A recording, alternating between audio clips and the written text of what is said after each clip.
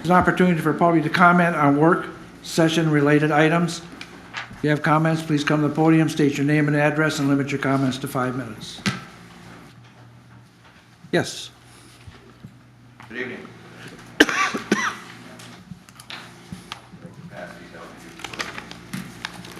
I'll pass them down. I can pass them down if you want me to. All right.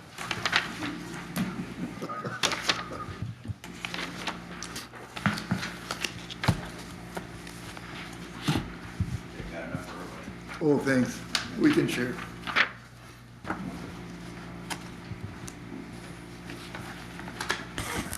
Good evening. I'm Dick Albee from the city of Manistee. I am representing a local group of concerned citizens which call themselves the Manistee County Racial Justice and Diversity Initiative. You have in front of you a resolution that our group would like you to approve for the city of Manistee. Our group was formed in 2019 to combat the current climate of hate and distrust in our community and nation. We feel that we needed to take action to preserve love, respect, dignity for all persons living within our community. We believe the best way to accomplish this is to ensure equal justice and total respect for all races, genders, sexes, religions, and income levels for people living within our community. Most of the items addressed in our resolutions are not new to you because they are covered by federal and state law. We think, however, that if we want to become a progressive city, that we welcome all people, we need to let people know that we welcome diversity, not because it's the law, because it's the right thing to do, and it's the best thing for our city. We'd like to hear your comments on the proposed resolution, and of course would appreciate your adoption of this resolution at the next City Council meeting. Let us remember that we must demonstrate and announce our commitment to foster diversity. This is what the resolution will help us accomplish. Thank you for your consideration. And I think there may be some other people who would like to say something about this in the audience. So. That's fine. Thank you. Anyone else?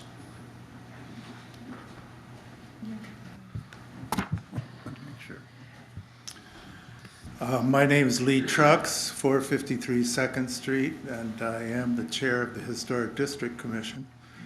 I certainly would like to second the motion on that Dick on the items that he said, but I would also like to really point out that this is an economic development measure, that our city needs more residents and more young residents, and we need to present a progressive image that will make us an attractive place to come.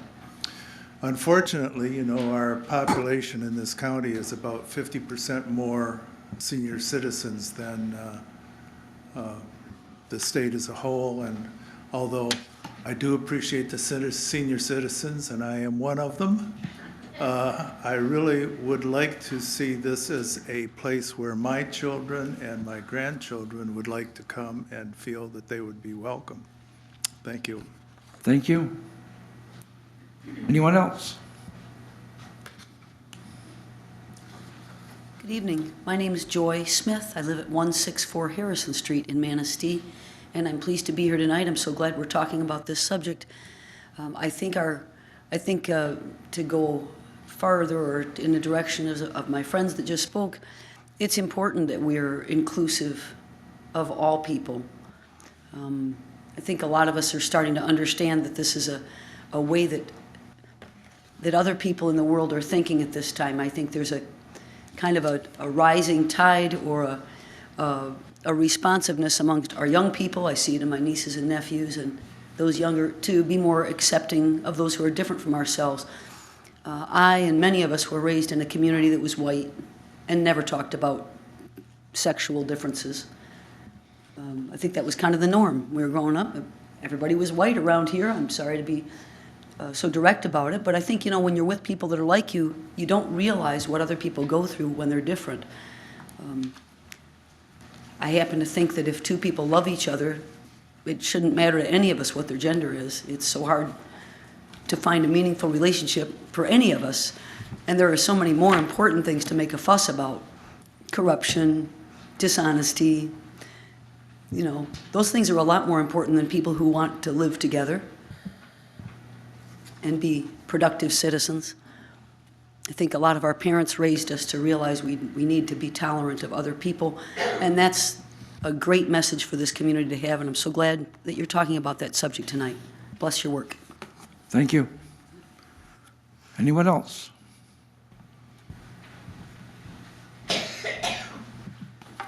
Linda Albee, 365 Lighthouse Way, Manistee. I want to speak in support of the resolution of the diversity group.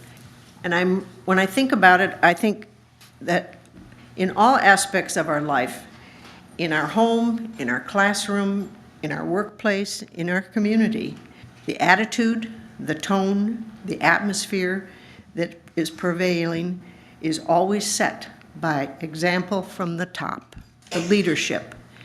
And we all think that our community is a welcoming one, but people that visit here don't know us, and they don't know it unless we show by example and start at the top by writing it out that they're welcome. They aren't going to know it. So we have to advertise it. We have to make sure that we do it from the top down. And we have to welcome people, not just by doing it, and I think setting it as a firmly within our city government and saying this, we are a welcoming community, is an important start.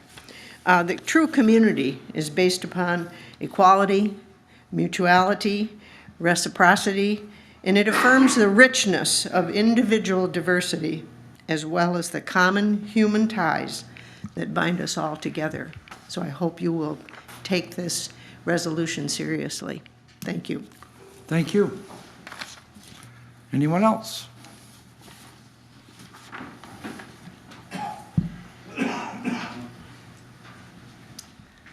Hello, Council. I'm Jean Butterfield. I live at 2264 Murky Road in Manistee. I'm speaking in support, and I just wanted to let you know about some of the other initiatives that our group has been taking, because as Linda said, coming to the council and asking for your leadership is part of what we think is important to signify and signal that Manistee is a welcoming community to all of its people. But that's not all we're trying to do. You may have seen up around town these little welcome signs in certain business windows. We designed this and have been taking it around and asking business leaders to put these in their shop, on their bulletin board or in their window, as another kind of visible sign that we welcome visitors of all kinds and residents of all kinds to Manistee. Dick and I attended a meeting recently of some of the downtown businesses and talked about this, and the visitor center people talked about having just put it up a couple days before we were at that meeting, and talked about all the positive comments they'd been getting of visitors coming in and seeing this and just commenting what a welcome thing it was. We also had the experience recently of being at a film showing at the Vogue Theater where a high school teacher spoke after the movie, and a group of high school students were there in support. And they have a little group at Manistee High School called the Tolerance Group. And they saw this sign as they came in to the Vogue movie theater, and they were heartened by it. They took a picture of it, and they immediately posted it on their Instagram account. And the next day, I got a call asking if we could bring a bunch of these posters over to the high school so the students could take them and put them around. So I just want to encourage the discussion later on, and hope that, as Linda said, that you will show the leadership that you have in the community and adopt the resolution at your next meeting. Thank you. Thank you. Anyone else?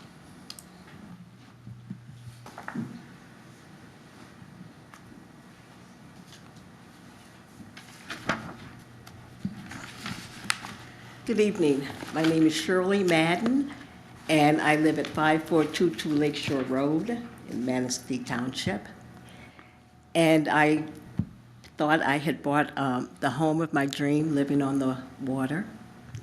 I'm having some problems with that now, but I have had several friends, Afro-American friends, who've come up, and I've been so happy to have them come up and share this beautiful place with them. But they have told me they have felt not wanted as they've gone into several stores. As a matter of fact, I had one person come up and he walked the beach, the Afro-American, and he was celebrating his wedding. They had just gotten married. He was on his honeymoon. And as he walked the beach, he was told to get off. And as a matter of fact, it kind of took me back to years when I first came here. I was also told to get off the beach. I found Manistee to be warm and inviting. And I wanted to share that feeling with friends as they came up to visit me. But all were not receiving that same message that I had received when I first came up here. And I'm not speaking about the beach situation. I'm speaking about going into the town and people saying hi. And I felt a warmth here. So we bought our home back some 20 years ago. But that warmth that I felt is not felt by all who come in and share this city with them. So I am asking you, let me also mention that it just warms my heart when I do walk around and see that sign in the stores.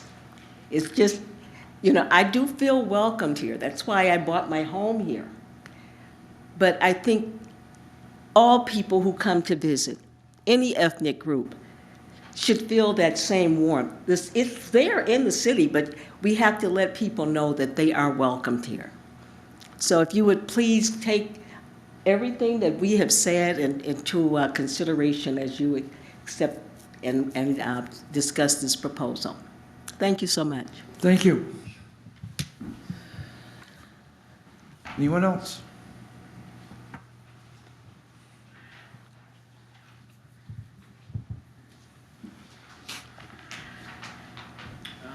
Hi, everyone. My name is Chris Schultz. I live at 500 2nd Street. And I do have some concerns about this. While I try to be good to everyone, in a lot of places, they've had stuff like this, and it's been used as a bludgeon against any dissenters, anyone who doesn't agree with diversity, whatever kind it is. They say they don't like it, they're told they're horrible people, they should go, to hell, and stuff like that. And the city government, they decry them. It's terrible, terrible people, and I think it's an attack on freedom of speech, to be honest. I think people have a right to say whatever they want in this country, no matter how terrible it is. It's their right. And we have cemeteries all over the country filled with honored dead who fought in our wars for our freedoms to say whatever we want, no matter how distasteful. And I think this document is potentially opening Pandora's box, saying, well, oh, you're not sensitive, or you're not welcoming, or I don't like your tone of voice, or any number of things like that. And I'm afraid that's how this sort of thing will eventually be used. In New York City, for example, you can't use the word illegal alien. They're actually, from what I heard, they're fining people for saying that. And I just think it leads us down a very dangerous path to start taking this special interest stuff and identity politics and including it in our government. The city should be welcoming for everyone. I agree, absolutely, but as Animal Farm said, some animals are more equal than others, and I'm afraid it might open the way for something like that to happen. So that's basically what I have to say. And thank you for your time. Thank you. Anyone else?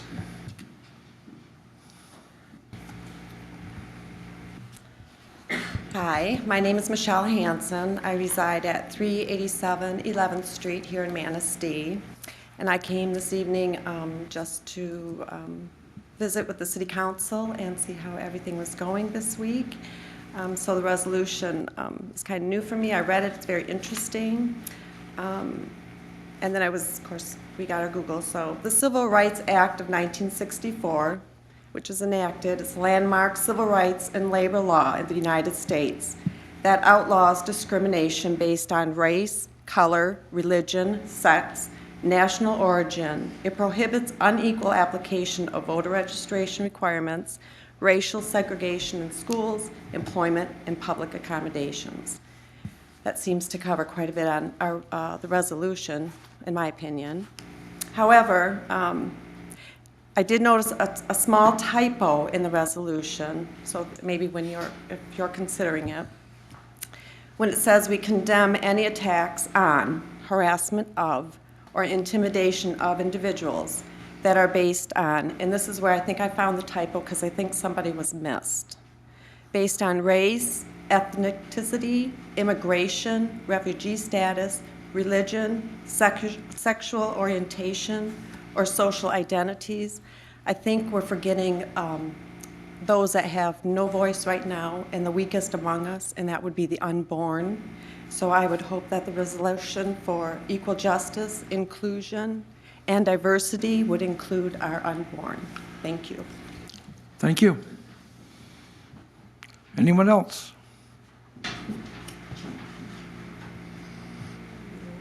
Anyone else? Seeing none. We'll go to a joint discussion with the Housing Commission.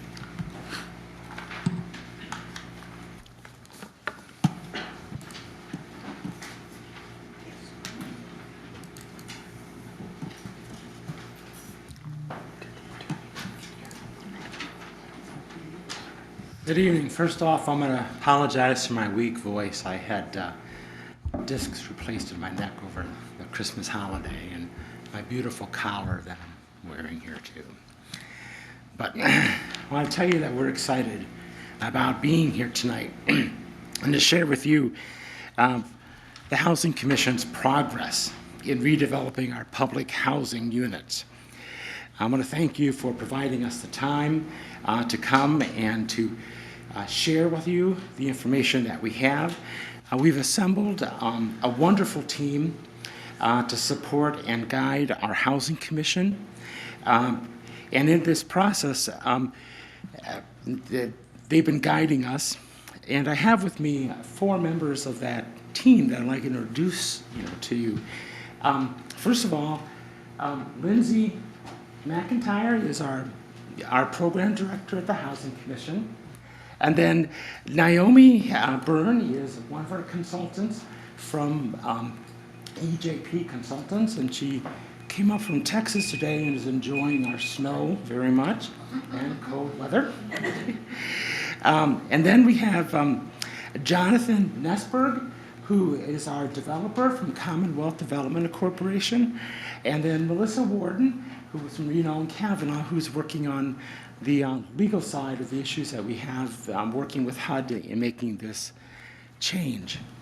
One of the things I want to emphasize, as we begin, is that as the housing commissioners looked at our situation with our buildings and where they're going and what offerings that HUD had, we came across a program called RAD, Rental Assistance Demonstration Program. And we decided to look into it and to move ahead. I also got a phone call from our director of public housing in Detroit that strongly encouraged us to look at it.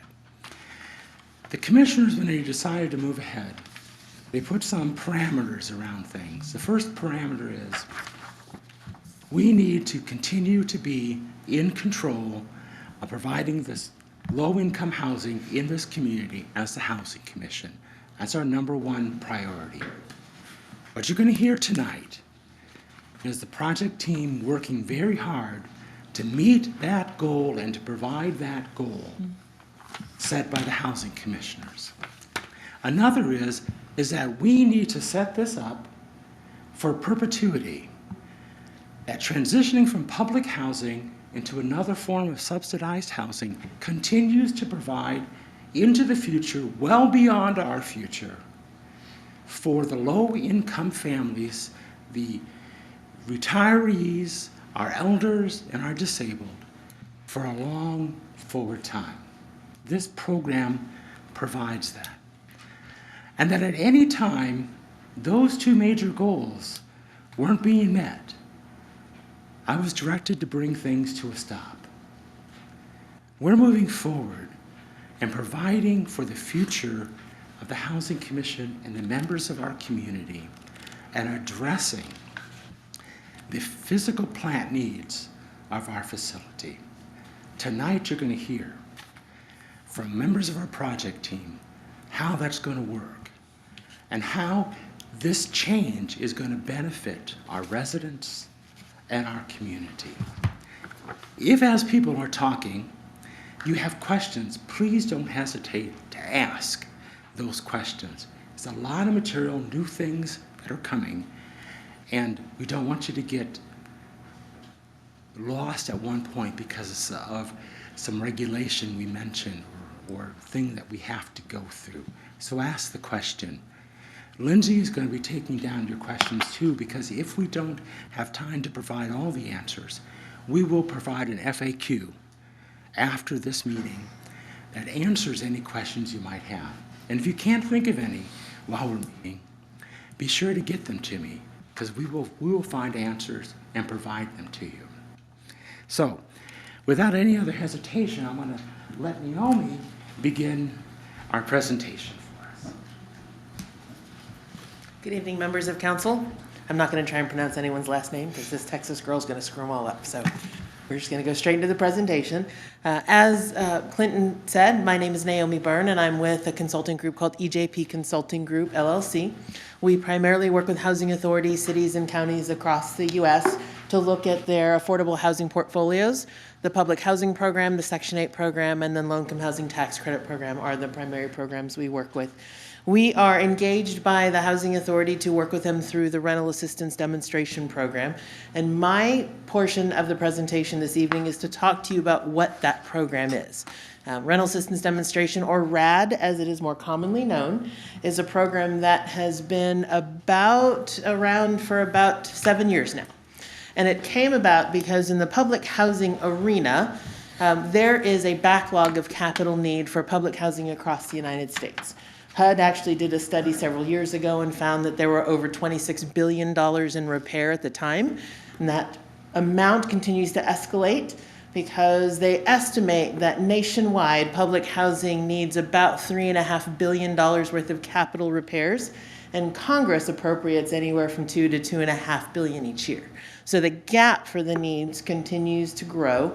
And as housing authorities across the nation look at those gaps and try to work with inventories that are 50, 60 years old, they start to look at other tools that HUD has put forward for them, such as the RAD program. As you can see here, about 10 to 15,000 units are lost every year to decay and to underfunding. And so this program, Rental Assistance Demonstration, is actually a pilot program that came about from Housing and Urban Development to allow housing authorities to use their properties and leverage them in conjunction with private investment to develop mechanisms and ways to be able to fund capital repairs. If you're not familiar with public housing, I often compare public housing to the car that you used to drive in high school that belonged to your mom. Your mom would let you go and wash it, put new air in the tires, make sure that you got the oil changed, but if you tried to turn the car in and trade it up for a convertible, the car dealership would say, no, your mom had to give you permission. That is public housing and HUD. So housing authorities are actually restricted from doing a lot of things with their public housing stock because of the relationship they have with Housing and Urban Development. The RAD program actually allows housing authorities to take full control and ownership of their units and to then leverage that ownership with private investment, much like a private owner would with your own property. You can finance, you can borrow against it, you can make decisions to rehab it without asking permission from HUD. So the program itself gives housing authorities a lot more flexibility in being able to meet the needs of their residents, their community, and their housing stock itself. The main reason or the main way it does this is currently today the housing authority is funded through the public housing program. They get a subsidy for operating and capital funds, and the RAD program switches that subsidy. It allows the housing authority to instead get funded through the Section 8 program. And the reason that's important is because historically the public housing program has had a decrease in funding over the last 10 to 15 years. In fact, if you look at the budget that was just released by the White House, there is nearly a 10% cut to the public housing side and a complete removal of the capital fund side of the public housing program. This is not uncommon. This is the same budget that has been proposed for the last 3 years. And it's something that the housing authorities across the nation are having to deal with, is this decrease in federal funding for public housing.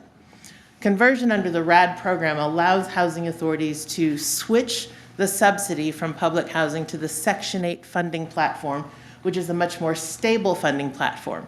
It has been level funded for the last 15 to 20 years, and in all intents and purposes continues to be level funded. And this is not just housing authorities that are able to take access to be able to take advantage of this, but private landlords who also have vouchers through that program.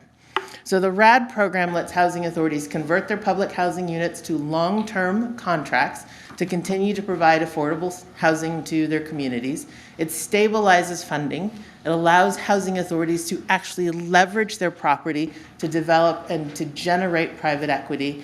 And then it requires housing authorities to maintain control of the property as well as develop a long-term capital needs plan that addresses any repairs for the next 20 years.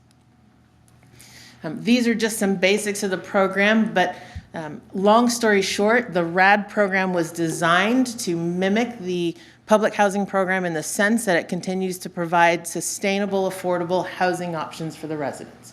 In the RAD program, a housing authority signs a 20-year contract to maintain the affordability of those units for those residents, typically at or below 30% of the area median income, so very low income families. And that contract is renewed indefinitely. So there's a requirement that sustains the affordability for the housing under the RAD program. It also allows the housing authority to predict rent increases. At this time, housing authorities are not able to necessarily predict the funding that they get. Under the RAD program, it stabilizes that funding. And again, it allows the housing authority to leverage the asset, much like a private owner would, to be able to go and get other third-party funding sources to be able to provide capital repairs. If at any point I'm going too fast, please tell me, or if you have any questions, please let me know. One of the big provisions of the RAD program is that it is very resident protective. The RAD program was designed by HUD to ensure that resident protections were continued to be met. And this was one of the key features of the program that the Housing Commission and their board focused on when we started to look at the feasibility of this. It requires that no resident is permanently involuntarily displaced. There is an allowance if a housing authority has to rehabilitate a unit and the resident has to move out temporarily, but every resident has the right to return to a rehabilitated or a newly developed unit without any future rescreening. So if you are in public housing today, you get to return as a RAD resident tomorrow. Residents continue to pay approximately 30% of their income towards rent, so the affordability continues under the program's scenario. And then housing authorities get to continue to provide programs to the residents not typically enjoyed outside of public housing. Family self-sufficiency, resident opportunity services, and any other housing authority programs that they're providing. Lastly, residents may have the opportunity to get a voucher and exercise what's called choice mobility. Today in public housing, residents are unable to transfer from one public housing site to another with another housing authority. A resident that lives here in Manistee would not be able to transfer their public housing to Traverse City. However, under the RAD program, they would have the ability to receive a voucher, a housing choice voucher, and then potentially transfer that voucher or subsidy to another location in the state, outside of the state, anywhere where the program is served. These are just a couple of graphics that we provided to City Council so that you can see visual representation of public housing today. The owner is HUD. Management is currently done by the Housing Authority, or in some cases, a private third-party management company. Funding comes through the Public Housing or Section 9 program. And housing authorities continue to see, as we mentioned, that decrease in the amount of funding that they can receive to provide capital repairs to their property. Under RAD, there's a number of requirements that improve that situation for housing authorities. Housing authorities will be required to provide a 20-year capital need plan and identify for HUD how they fund their capital repairs for the next 20 years. They have required inspections, much like they do in public housing, but they continue to have those under the RAD program. Affordability is sustained through the RAD program. And then the biggest piece is that the housing authority can now take that asset and work with private investors and leverage that asset for equity to be able to put back into the project. Just some very quick features. We're moving from the public housing platform to the Section 8 platform. The housing authority is required under the RAD program to retain some form of control. CMHC has opted in this situation to pursue retention of the property through a ground lease and then co-ownership through a partnership. And Melissa will talk more about that, as well as Jonathan. Again, we're required to prepare a 20-year plan for any capital needs. And then affordability is ongoing for the sustainability of that contract. Not sure if this is critical, but one of the reasons that the RAD program has been approved and expanded by Congress over the last 7 years is because it is a net sum game from public housing to Section 8. Housing authorities, as we've mentioned, currently receive both operating and capital fund subsidy in addition to a tenant rent in order to be able to fund their operations. Under the RAD program, that operating and capital fund subsidy now comes to the housing authority in the form of a housing assistance payment through the Section 8 program. So for all intents and purposes, it doesn't cost Congress anything additional to be able to fund the conversion for housing authorities from public housing to the RAD program. And there's a couple of different ways that the housing authorities can take advantage of this. CMHC is actually proposing to do what's called a convert in place, where essentially the residents in the units will stay where they are today. The housing authority will work with the developer to do significant and substantial rehabilitation on those units. The housing authority then will have a housing assistance payment contract that is signed for the benefit of those residents in those units. And the units will retain the affordability through that HAP contract. And then the housing authority, through a joint partnership, will manage and own the property using tax credits in this instance, and then after a longer term will take complete ownership and management over. There's another type of RAD process called transfer of assistance, which is not necessarily applicable to what the housing authority is doing today. And so that is a very, very, very, very quick high-level overview of the RAD program, everything you never wanted to know about RAD and more. Jonathan will talk specifically about the CMHC proposed RAD conversion, because that is actually what's important for you as a county, is looking at what this impact is on your public housing residents and your public housing stock today. So Jonathan. Okay. Thank you. Down, yes. Yeah, I'm Jonathan Nesberg with Commonwealth Development. I'm actually, I'm based out of Grand Rapids, Michigan. Commonwealth, we're headquartered in Fond du Lac, Wisconsin. We're one of the larger affordable housing developers in the country, and we've done a lot of work with new construction but also working with a lot of housing authorities through the RAD conversion process. So we were selected by the Housing Commission to work with them through this process and bring our development expertise to to secure the necessary financing and do the rehabilitation work. I'm actually, so I'm based out of Grand Rapids, but I'm actually from, I grew up in Onekma. My dad's was the Bible camp director up on Portage Lake, so this is a very close to home one for me, and I'm really excited to be working on it. So our phase one is the rehabilitation of Century Terrace and Harborview apartments, 167 units in total, and complete substantial rehab. And I'm gonna skip ahead here. So yeah. Explain rehab. What? You're gonna rehab Century Terrace? Is that what you're saying? Yes. To what Yep. extent?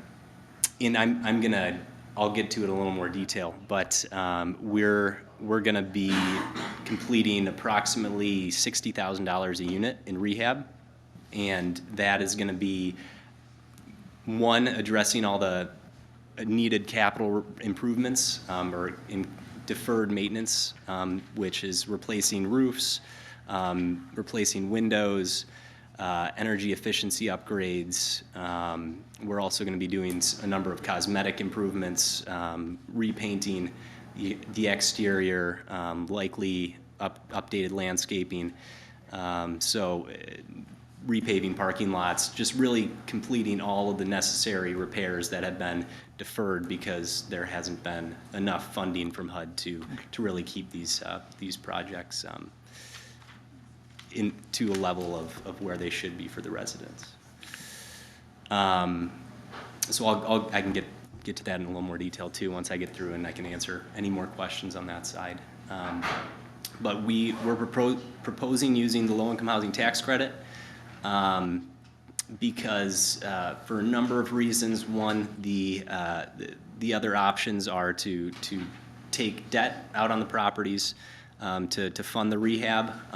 Given the rents and the subsidy that would be coming in, it's not enough to fund that completely. So these properties are structured, they already have the low-income restrictions on them.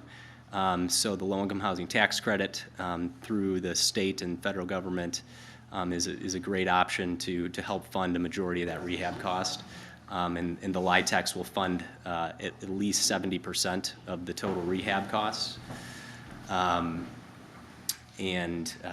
I said here, the other sources, there will be a permanent loan on the properties just to a level that the property can support, which is a requirement of the program, and some other deferred developer fee and a seller note from the sale proceeds. So like I said, phase one is the conversion and rehabilitation of Century Terrace and Harborview. Approximately $56,000 to $60,000 per unit is what we're projecting right now.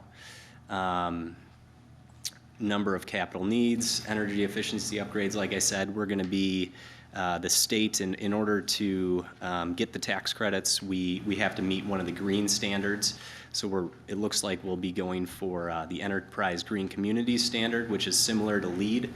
So these buildings will be significantly more energy efficient, as well as just overall being a number of cosmetic upgrades. We're going to be rearranging some of the units, putting in new paint, new appliances, new plumbing fixtures, really everything to bring these units up into current standards and make them into a place where residents are really proud to live.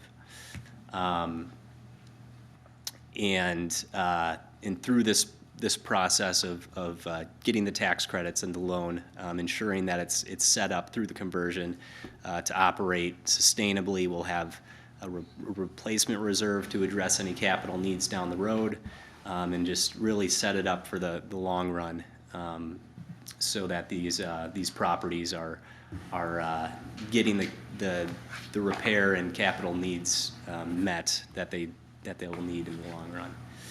And then, as Naomi mentioned briefly, we're doing a rehab in place, so tenants won't have to move off the premises during the rehab. We'll have several vacant units open where they'll move while their unit is being worked on, and then we'll move them back as soon as their unit has been upgraded. Looking at our current tentative timeline, we're planning a tax credit application this April, and we'll hear in June, July whether that was successful. And assuming that's successful, then we have a number of other deadlines, and we'd be working through the architectural process, getting final city approvals for the work, and getting the financing in place for a March 2021 closing and construction start, and then roughly a 15-month construction period, so all the work would be done tentatively May 2022. And just a little bit of the support needed from the city on this. There's currently a pilot in place, payment in lieu of taxes on the Housing Commission properties. And our intent is to convert that to from what the current ordinance is in place on that, and Melissa will talk a little bit more about this, but to a mixture of a pilot and municipal services agreement. So more of that payment is going directly to city services. And then a letter of support essentially saying that the city is in support of this project for that tax credit application. And these are specifically the support needed for the tax credit application in April. And obviously there is more general support that we'll need as far as getting the final approvals for construction and just keeping positive goodwill, I guess, towards this effort. Let me see if I have another. I think that's all I have, but we'll. I wanted to jump in here with Yeah. Jonathan for a minute and just kind of piggyback on what you said and answer your question a little bit more, Mayor. The kind of rehab that we're doing is we have a roof at Century Terrace that is at least 5 years, maybe 8 years beyond its lifespan. Our roofing company comes in and patches whole sections. We've had water leaking into the 5th floor apartments. We're going to have a new roof. We have a generator that, when it's running, requires a maintenance person to sit down in the well and keep it running. Because if he's not there to help keep it cool and keep it running, it won't run. And we won't have emergency electricity for our folks. We have elevators that need to be modernized at Century Terrace. We just did the ones at Harborview. It took me 3.5 years to save up the money to be able to do that. In the units, we're going to tear out all the cabinetry, put in brand new cabinetry, put in brand new stoves, brand new refrigerators. I think we're looking at putting in carpeting. Jonathan mentioned windows going in there. We're going to be rehabbing the entire place so it looks like and feels like a brand new unit that they're going into. We're going to be rehabbing the hallways. If you haven't been through the hallways at Century Terrace, you know that they're dark and they're long. The lighting has been a problem since I arrived here. We've tried many different ways. But they're going to rip out all that lighting that we have in there and put brand new lighting in there so that it could be visible. You can see where you're going. We're going to be putting in we have one handrail on one side. We have elderly and disabled folks living in there. We're going to be adding another handrail so people can hold on to it. We're going to be replacing the carpeting. It's going to look like and feel like a brand new building. It's not just going to be those hidden things like a roof and a generator, an elevator fixes. It's going to be the places where the people live. It's going to be a much better home. And we're going to do updates over at Harborview. But for 8 years, I've been trying to get an air uptake handler. You know what an air uptake handler does? It brings fresh air into the building. Ours is dead, and it hasn't worked for 8 years, and I haven't been able to get the money from HUD. We're going to have a new one in there. and air is going to circulate and be fresh with people living there. We're going to rehab the interior of the units, so they too feel like they're living in a new apartment. It's really going to be transformed and different. This is going to be something that we could never accomplish through the funding as a public housing authority. We're going to still be a public housing authority, but we're going to be a different chapter. We're going from Chapter 9, the Code of Federal Regulations, to Chapter 8. And there's a lot more that we can do to keep our properties in good shape and a place that people feel proud to call home. I just wanted to take a moment, give you a sense of what Does this have anything to do with your outbuildings, other than Century Terrace? The other housing units you have scattered out throughout the city? This is phase one, because we chose to do in place with the properties that we already own, and this we already have here, without having to relocate. Because MSHDA's rules for the 9% tax credit, which is what HUD asks us to go after, has issues that we can't fulfill on our scattered sites. Walkability issues, closeness to pharmacies, closeness to grocery shopping. And yes, they're up there, but they're not close enough to get us points in a competitive bid for 9% tax credits. We are hoping, and knock on wood, cross my fingers, to be able to generate enough funds going forward that we might be able to self-fund taking care of the homes. We are going to take care of the homes. It's just we couldn't do this in round one because of the way it's structured with MSHDA to get the tax credits. So a while ago, I heard, and I'm trying to have this straight in my head. At one time, they were going to tear down Century Terrace, they were going to move and build a new building, and that's all gone now. That's all off the picture. We were never going to tear down Century Terrace. Okay. I'm not sure where you heard that from, but... Well, I'm not the only one, but go ahead. We were never going to tear down Century Terrace. And we were never going to sell the property. HUD wouldn't let us. And we were looking at how to address the needs. When they were talking about the lumberyard property. That was lumber. What was that all about?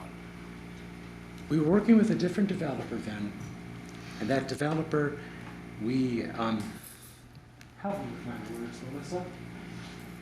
I'm sorry. Our dismissal of our developer. Yes, Hollander. Hollander. We attempted to negotiate with Hollander, and they were not reasonable enough with the expectations of the Housing Commission in moving forward and making sure that the residents were protected and all the protections that the Housing Commission wanted to be ensured were going to be in place. And we severed the relationship and moved on with Commonwealth, which was the second highest scoring developer in the procurement process. What were you trying to build there at the time you were talking about it? Hollander was looking at relocating all of our units. All of your units, now just... At the family sites. That was actually a scattered site, I believe, that was going to be redeveloped. And move them over there. He moved ahead on us. At the night of the Planning Commission, which he presented that, I came up during public comment and read a letter. We were distant from him at that point. We had severed our connections with him. At that point, when he presented that information, we were not in any form, any shape, in partnership with him because of the choices that he was making in relationship to moving our properties without consultation of the commissioners. Okay. What I'm interested in tonight is, what I'm understanding is this is phase one. In phase one, it involves Century Terrace and Harborview. That is correct. And a rehabilitation of those two units. That is correct. Bringing them back to new condition. Is that correct? Okay.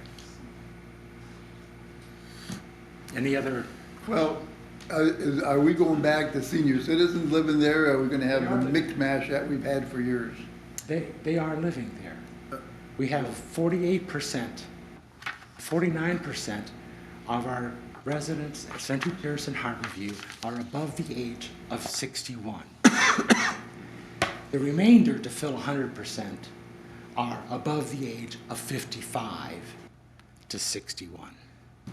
We have our seniors living there. We have disabled folks that are living there. Disabled, it doesn't have an age requirement, but we have disabled, near elderly, 55 and above, and elderly, 61 and above. They are living there now. And that's going to continue through the post rehab. There's still going to be the target or the preference for 55 and up and disabled.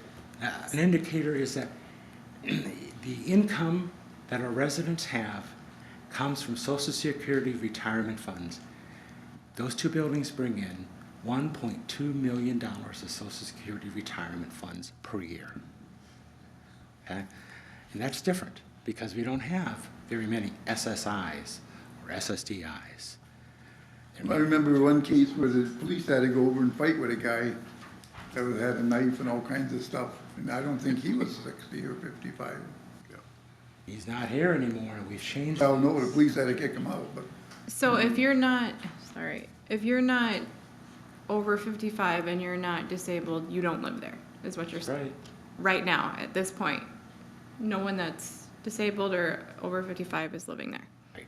But understand, if you're 18 years old, you can sign a lease. If you're 18 years old and you're disabled, you can live there by fair housing rules, okay? That's a key point. Disabled is not age-based.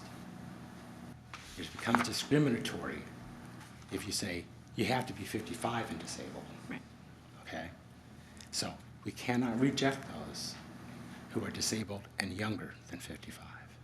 There are a few, 8 to be precise. During this rehab time period that you're rehabbing the units, what are your plans for the residents, the current residents? The current residents, as Jonathan was saying, we're going to do what's called rehab in place. So that means that during the day that the contractors are there working, we will have an off-site place where the residents can go, have catered meals, have all their needs met, and be there throughout the day. And at the end of the construction day, they'll be able to be brought back into their unit. They'll still be able to live there till the next time comes in. We will be doing that rehab in place by columns, by water chase, because we have to go from the 5th to the ground floor because the separate water chases we have in the building. I think we have five or six water chases, in the building. But they'll be moved, they'll be cared for, they'll have food, they won't have to stay there all day long at the place we create for them, but it'll be there, for them. Transportation and everything will be arranged. And there's something called the Uniform Relocation Act, which HUD mandates that any moving expenses, any expense to the tenant as part of the rehab and them having to move out of their unit for any period of time is reimbursed to them. So HUD makes sure that the tenants are made whole with any disruption to their life. Any other questions on that? I have a quick question. Yeah. You said there's 167 units. It's $60,000 to rehab one unit. Why, that seems like an awfully high number. It gets used up pretty quick. The plan, if we were just doing kind of maybe the very base capital needs, you're still looking at 35 to 45 a unit. But we're planning on doing the capital needs, energy efficiency upgrades, like I said, replacing all windows and reconfiguring insides of units. We can provide the breakdown of the costs if you'd like, but We would like. Yeah, we can do that. We can get that to you as part of the FAQ. Also with the SOW, the scope of work that we intend to do, if we get, the funding with that. A point to kind of make it make sense why does it cost so much. At Century Terrace, we have old elevators that can no longer cannibalize elevators throughout the state of Michigan. You get the little buttons that say up or down. we have to get those replaced and re-upped, even before this rehab takes place. That's $27,000. The lights in our parking lots at Harborview and Century Terrace, no longer do they make light bulbs that work in our units that we have. $18,000 that I have to do. Those are all health and safety issues, so we have to do that. That's a lot of money. It blows you away just to do those kind of things like that. They eliminate making light bulbs, all of a sudden my parking lights aren't viable anymore, but I have to have parking lights. Okay? So when you start thinking about that, the roof alone, which is part of the calculation of the $60,000, that's a huge chunk at Century Terrace to do that. It's a huge expanse there. So that's what adds up, is the cost of those kind of things. And because we're using the low-income housing tax credit that funds the majority of it, it's really key to take care of as many life cycle issues right up front and build it to last, so that 15, 20 years down the road, you don't need to go out and recapitalize or bring in more and do another recap. Is that helpful? Yes, and I have one more question that I forget to ask, so I'll ask it now. Okay. It sounds like there's going to be a lot of work done, be a lot of money spent in this community. What kind of efforts do we make to hire local people for these projects? We are required in our contract that we're creating between the Housing Authority and Commonwealth Development Corporation, because we are a public federal quasi-agency, Section 3. They have to follow Section 3. And so contractors that need to hire additional labor that are hired through the process will have to provide opportunities if they need additional workers for low-income individuals. First, those living in public housing, and second, any low-income individual in our area. And those will get posted, most likely through Michigan Works, but those efforts, but keep in mind, it's if they need to hire additional folks. So let's, a roofing company comes in and they need to hire 5 additional laborers. Well, they'll get posted because we have to follow Section 3. Mm-hmm. And the first subcontractors we'll go to are the ones that are already working with the Housing Commission a lot because they know the buildings well. So we certainly plan to use as many local as there are available subcontractors. Like Clint said, it's the Section 3 requirements, and there's also Davis-Bacon wage requirements that require us to pay those for the subcontractors to pay their employees the prevailing wage. Okay. Great. I'm going to turn it over to Melissa now. She has the next section to present. Good evening. I'm Melissa Warden. I'm with a law firm called Reno and Kavanaugh, and like Naomi's firm, EJP, we represent housing authorities around the country that are doing redevelopment efforts. I originally came to Manistee back in 2011 when Clint was initially thinking about redeveloping and kind of fortifying the housing stock. At that time, Clint wasn't quite clear kind of what the development approach would be, and HUD hadn't come out with this new program. So it was just a nice visit to northwestern Michigan for me. I am a Michigander. I'm from Detroit. My law firm is based in DC, but because of family concerns, I moved back to Detroit about a year ago. So I am here in Michigan. Drove the 4 hours it took to come here, and actually enjoyed my beautiful kind of winterscape as I rolled along. So I am going to try to walk you through kind of some of the structures that are possible when housing authorities are thinking about doing large-scale redevelopments of their public housing sites. and also kind of give you a sense of kind of the development process. So in this first slide, it kind of takes you through kind of the life of a development project. So we could call 2011 maybe the beginning of your strategic planning process. And it took a number of years for Clint to kind of figure out that he really did want to do a large-scale redevelopment process. He put out a procurement for a developer in 2018.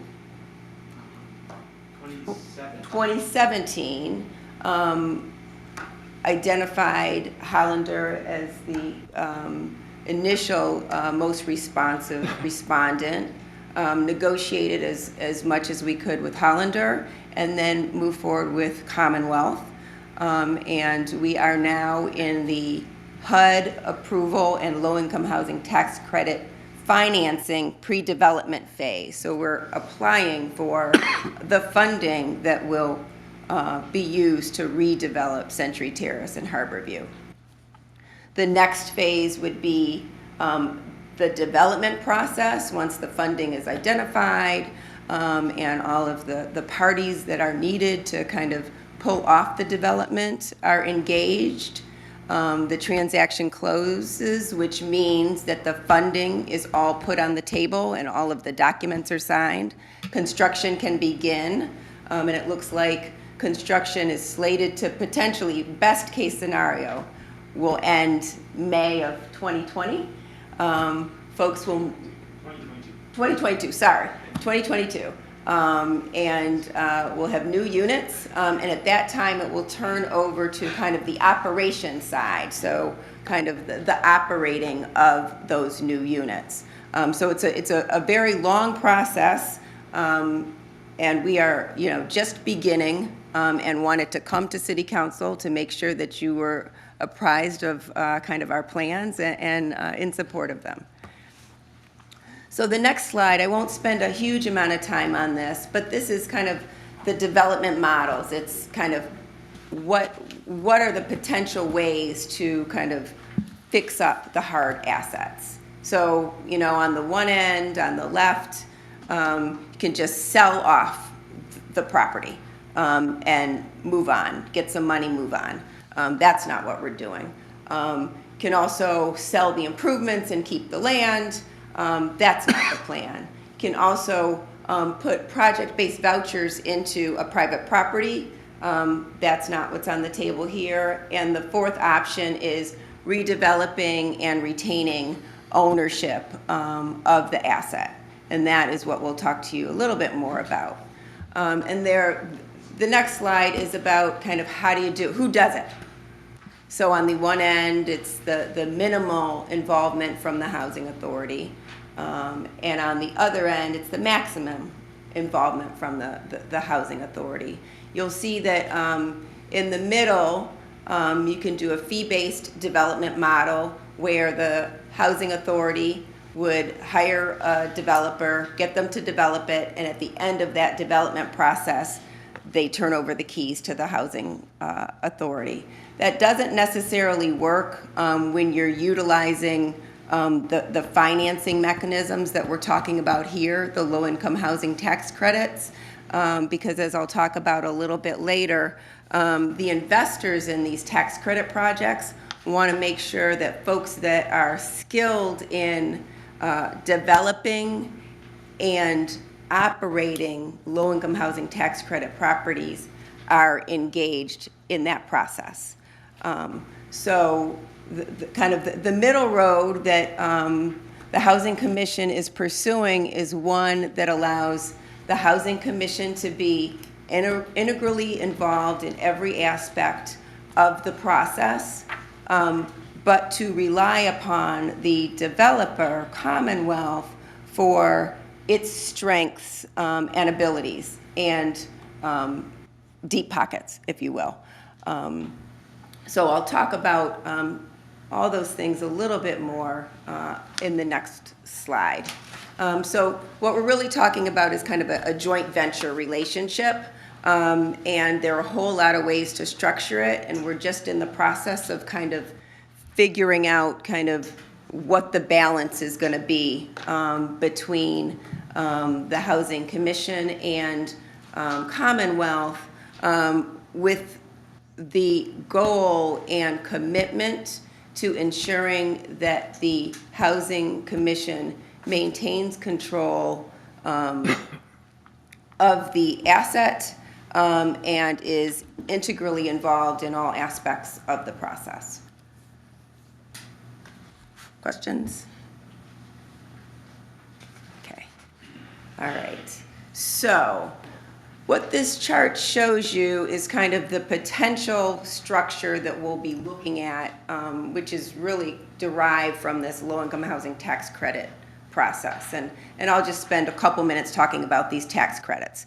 So the Internal Revenue Service back in 1986 determined that the development of affordable housing needed to be incentivized. The private market needed to be incentivized to develop affordable housing.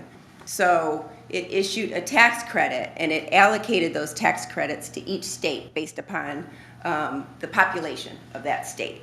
So each state gets a tax credit allocation that it can figure out how to distribute to developers, to folks who are going to create affordable housing.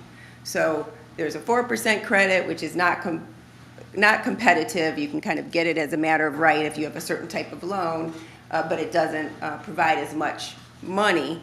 And then there's a 9% credit, which is the competitive credit, and that's what most folks look at, and that's what this project is going to apply for in April. So in order to get the tax credits that hopefully we will be awarded to the investor has to be part of you have to create a new owner entity that this investor will be part of. So you get the tax credits from the Internal Revenue Service. We don't have the kind of taxable income that needs to be shielded or reduced, but these investors do, and they're actually banks. A lot of them are banks. So they come into these tax credit partnerships, put money into the partnership that can be used to develop or rehab the housing, and in return they get a stream of tax credits. But they don't get that stream of tax credits if you don't complete the project on time, if you don't have people that are tax credit eligible living in those units, and you don't maintain those units for a stream of 15 years. So the investor is going to be very concerned about what happens to this project, and it's not going to let this project fall apart for at least 15 years, and it utilizes a couple mechanisms to make sure that's the case.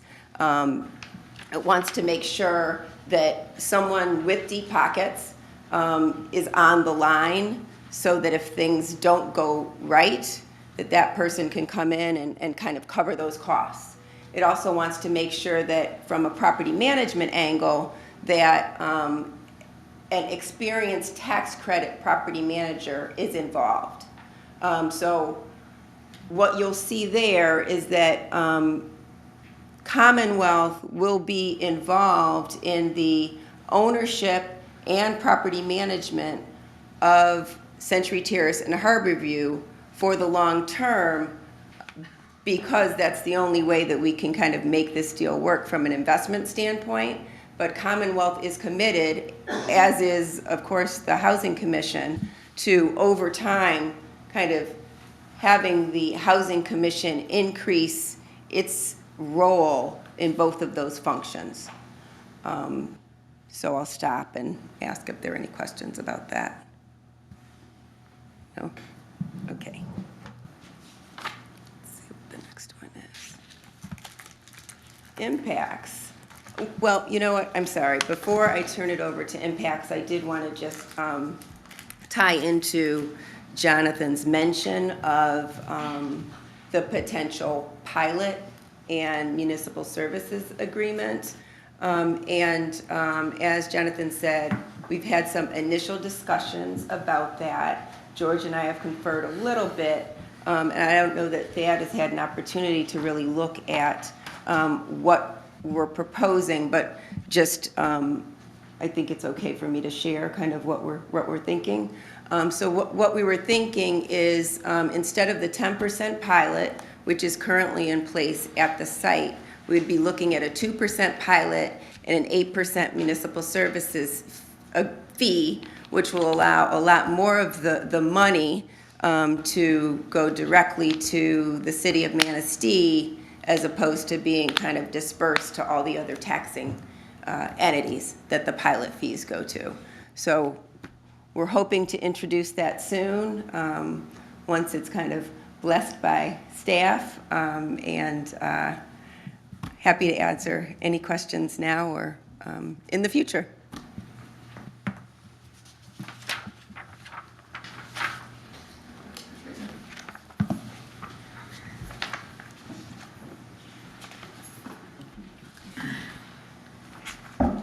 Well, thank you for enduring this presentation thus far.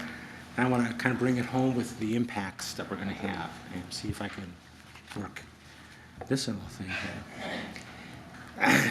Part of the protections of protecting housing authorities' ownership of the property is that we own the land, and the land will be under a lease agreement with the developing company. That will change at the end of 15 years. It all goes back to us. But we own the land that the buildings are sitting on. Secondly, we have HUD that says the housing authority has to maintain long-term ownership. It's in the regulation, it's law. We will not be losing any ownership in this facility. We will be sharing over a time frame, as Melissa talked about, through the owner entity. At the end of the first 6 years, day one, I should say, we will continue to be the same face of residency for lease-up questions, for maintaining the buildings. We're going to be there right along. During the first 6 years, we're going to be learning how to manage a tax credit compliant management company. At the end of 6 years, Commonwealth Development will be turning that responsibility over to us. Staff is already getting some training in those areas, and we will be getting more and more training over the years so that when that day comes, we take over. They're going to step back because, as Melissa says, they have the deep pockets and they still need to keep an oversight of the project. But in year 15, the developer and the investor sells the project back to us for $1. And then we own everything again. So I really want to emphasize that we're not losing control. We are sharing it in a way that's required by IRS regulations and by MSHDA to enable this funding. And I think it was Naomi that began her conversation about this. Currently, the president's budget, if you haven't heard, is going to take 7% away from public housing funding. That's operations. He wants to eliminate, go to zero on capital funding. That means no elevator repairs, no roof repairs, no generator repairs, no repairs to our units, no new appliances. I'll drive that home. Capital funds go away, and we don't get a chance to redevelop. We're counting days, maybe years, but there will be a time when we will not be self-sustaining, and we will be closing units and closing buildings. This is important to us. The impact on the Housing Commission is quite heavy. We need to move forward so that we can be here for the future, for the needs of our residents, for the needs of our elderly and near elderly and disabled for those two buildings. And we need your support in doing that. Impact on the residents, we kind of talked about that, briefly, about how is it going to affect them when remodeling is done. The big thing that's important is the residents retain all their rights as public housing residents, as long as they're compliant with public housing lease and public housing regulations. They retain their rights to live there for however long that they want to. New residents will come in over time. Those new residents will not have the public housing rights of our current public housing residents. They have it, as Naomi mentioned, the right to return to the units as we rehabilitate them, the right to retain and convene resident councils. We did have resident councils in the past, and we've had people, and they dissolved, and we've had people who have tried to resurrect them, and there just hasn't been interest in them, and Dale Priester, our president, has worked on it. I have worked on it, several residents have worked on it, but this is an important thing. The residents can have a council that have feedback directly to management and directly to the commissioners. The only place a resident can have a council like that is in public housing. And they have the right to grieve their lease terminations. You don't have a right to grieve in private sector. Otherwise, it's called the court. Here they can grieve it and challenge why we want to evict them or put a sanction on them. And they also have the right to maintain and participate in other HUD programs that are offered. So if sometime in the future we get another Ross grant like we had several years ago, that public housing residents can participate in, and we can still apply for it because of who we retain being. Their calculated rents remain at 30% of adjusted gross income. Where are you going to find rent at 30% of adjusted gross income in Manistee? Only at the Public Housing Authority. And we'll be able to provide a preference for the near elderly and the disabled. We can set that preference because of who we are. Those are important impacts, for our residents. And what about the city? Push down here. The city is able then to continue to provide affordable housing to the disabled, the near elderly, and elderly individuals for families at or below 80% of area median income. Most of the residents will be below 30% of AMI, or what's called extremely low income. The city will continue to receive a pilot payment in lieu of taxes and a new municipal service agreement. I cannot count the times I have heard from past members of council, managers, police department, when are you guys going to carry your weight and pay for the services? It's the time. Pilot and the MSA we're asking for provides us the opportunity that we did not have in previous rules to provide more income back to the city to cover those costs. I don't think we have anything more to discuss on the pilot at this time, but the final thing I want to share is, some takeaways without being, repetitive. March 1, I'll be here 15 years, and we've been working hard for 15 years to play catch-up on the buildings that were not taken care of by the previous administration of our housing authority. Now's the time we can stop playing catch-up, and we can be ahead of the game and provide better services to our residents. What do we need to be successful? We need the full commitment of the commissioners, which we have.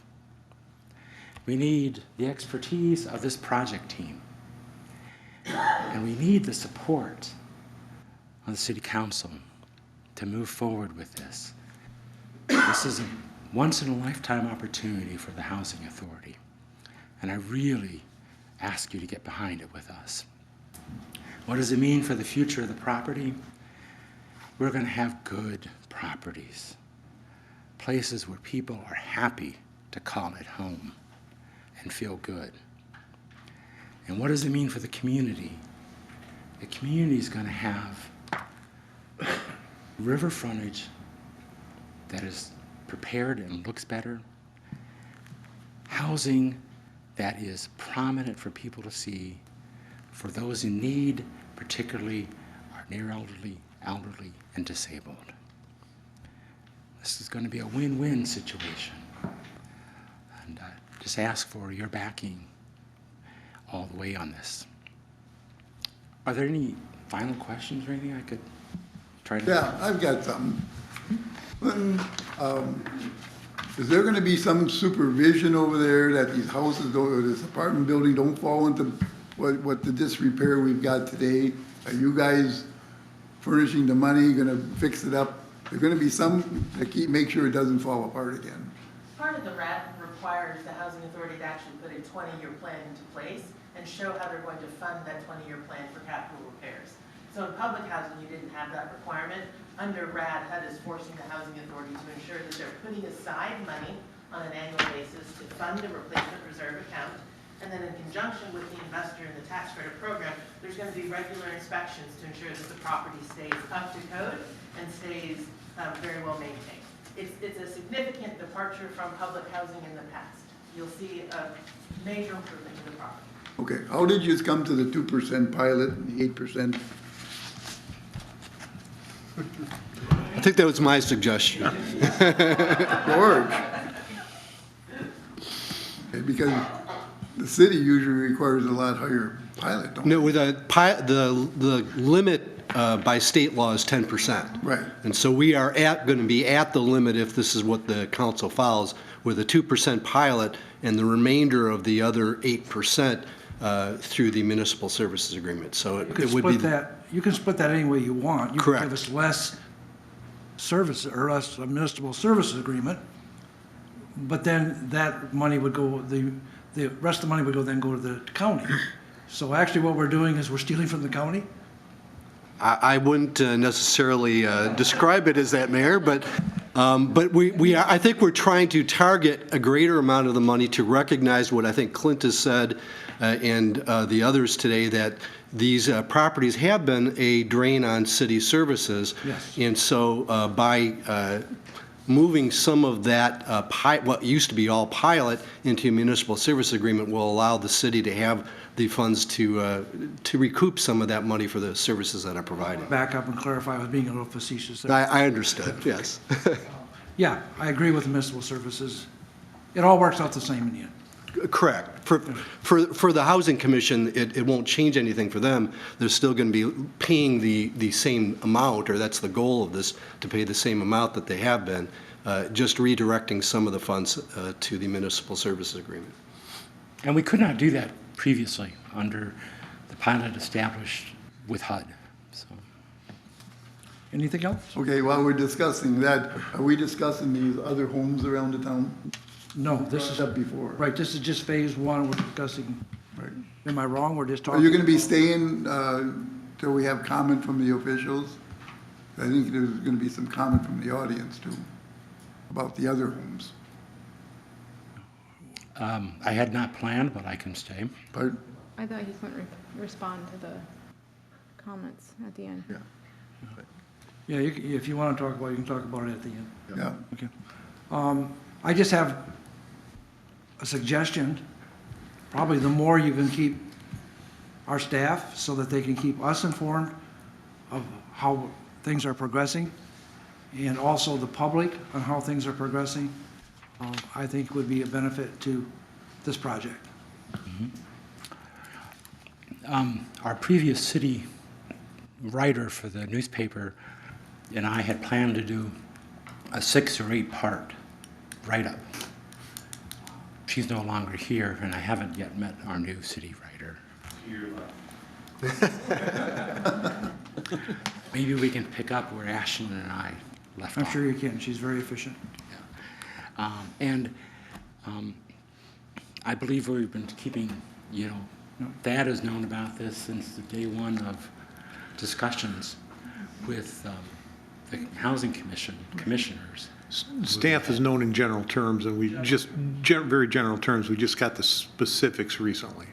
And we just got down to the specifics recently. So there isn't any time lag between what we know and what we share with staff. We share as things develop. And the timeline is set by MISTA and what we have to proceed with. So. Well, the more we're informed, the more we're on top of it, the quicker you'll get a response from council. I don't mean to speak for council, but we like to be informed. Yep. Like And what's going on. if you have any questions, I think you all know my email address. It's on our section of the city's webpage. Email me or shoot questions to Thad, to have him shoot to me, and we'll be more than happy to provide answers to members of council. Anything else, council? Just if I could, the next steps moving forward is staff will, at the next meeting, have, we can talk about this, and you can direct us to bring an ordinance for the pilot municipal services agreement, or we can short circuit that and bring something to you at the next meeting, so you can look at it and discuss and possibly have the first reading.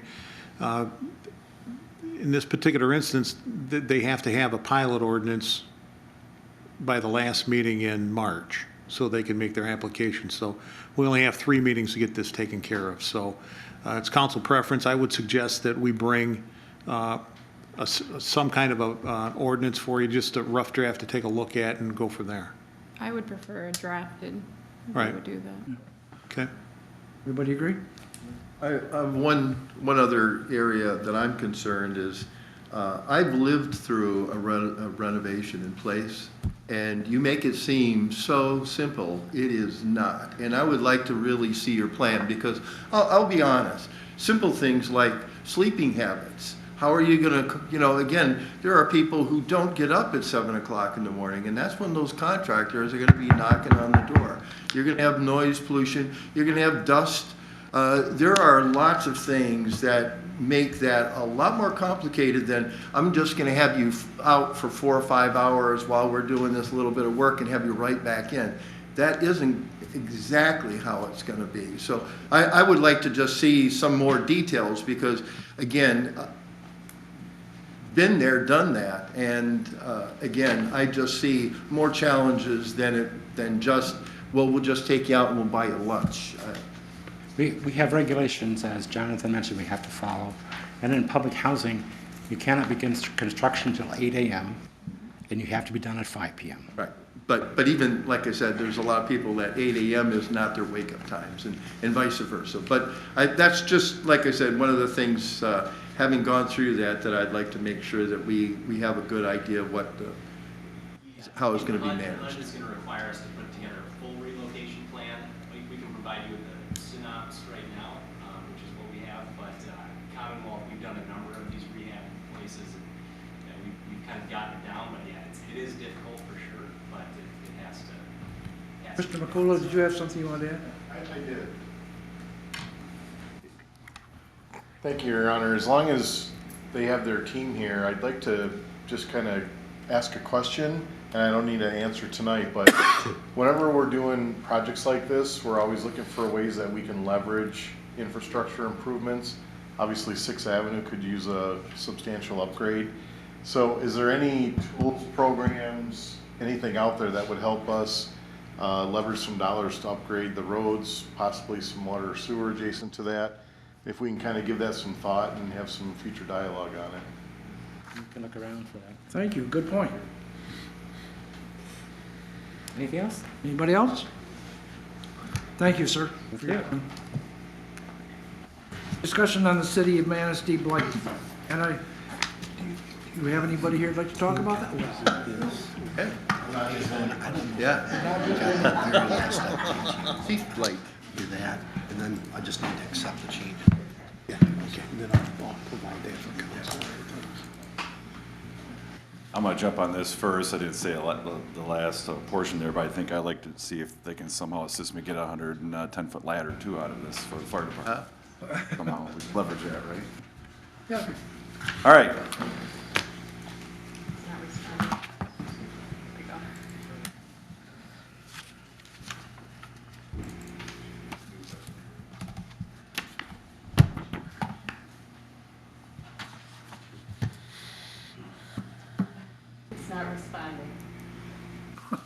Circling, circle. Okay, Mr. McCullough, what did you do? Oh, there we go. There we go. It's popped. Just wanted to make them sweat a little bit.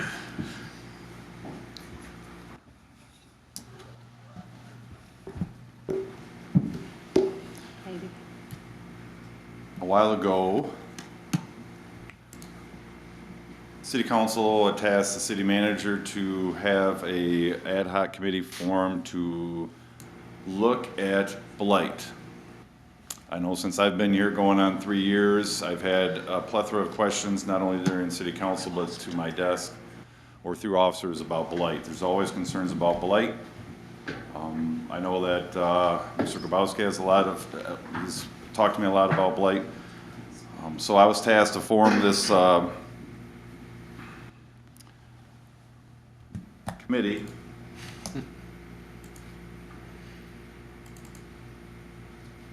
In formation of the committee, we'll talk a little bit about the background of it. We can hopefully get the slides up. There was an attempt to try to get people that would come in from all the different districts within the city to participate, to give of their time. I believe that we were able to get 7 people that did volunteer their time from 6 of the districts. We did have 2 from one district that were represented during that. We also, I think for 1 or 2 meetings, also had Caitlin come to the meeting. We did have some public that did show up for the meetings that we had during this. I feel like we need to play the Jeopardy music, waiting for this.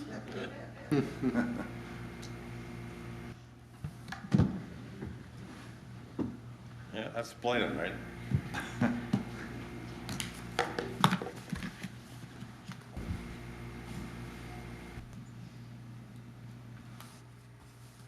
Can we skip down to the next one while they're working on it? We'll give him a minute.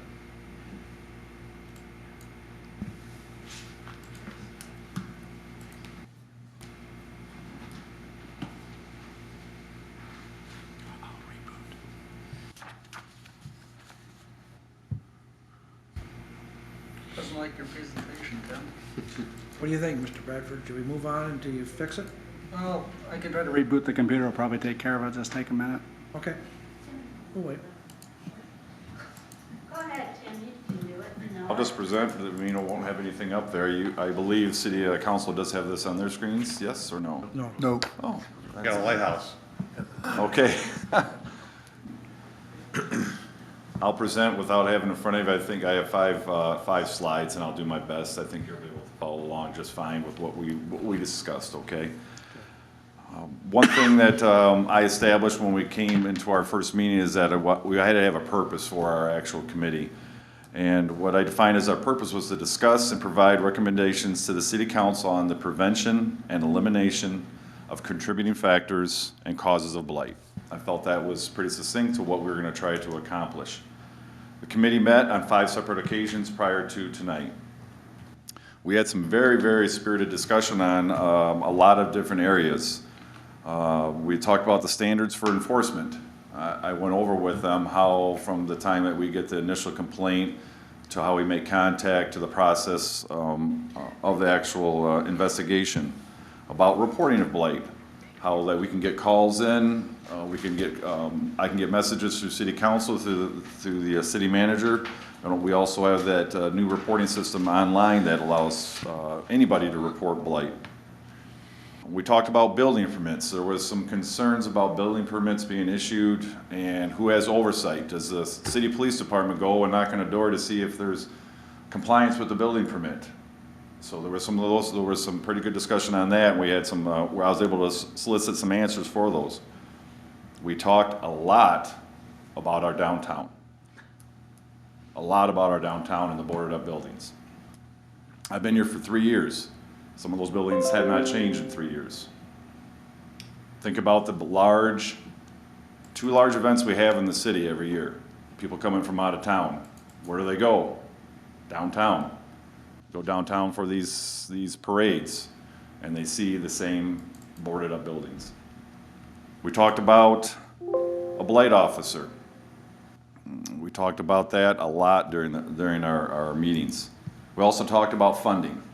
because everything comes with a cost, as you'll see in our recommendations.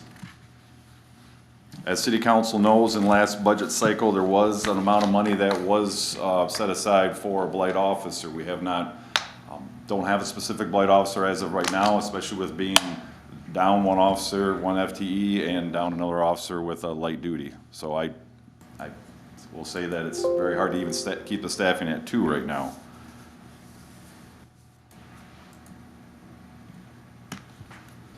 Can you click through it, Tim? Give it a whirl. It looks like it, yep. All right, it's not going full screen, but we'll keep working on it. You can just leave it right there, if you like.